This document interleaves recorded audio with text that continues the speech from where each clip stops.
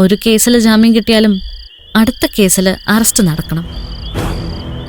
അങ്ങനെ എപ്പോഴും അകത്ത് തന്നെ കിടക്കണം. അത് നടക്കൂ ചേച്ചി? ഞാൻ ശ്രമിക്കും.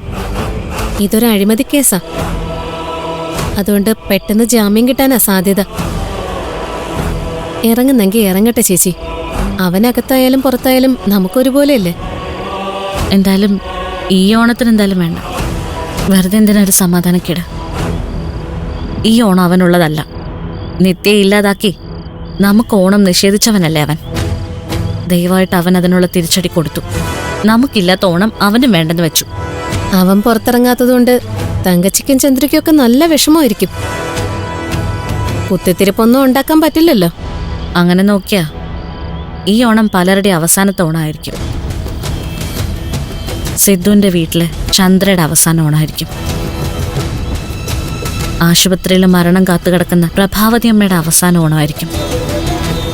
എവിടെയാണെന്ന് പോലും അറിയാതെ ഏതോ ഒരു മുറിയിൽ കഴിയുന്ന നമ്മുടെ അമ്മയുടെ ഇവിടെയല്ലാത്ത, നമ്മുടെ കൂടെ അല്ലാത്ത അവസാന ഓണമായിരിക്കും ഇത്.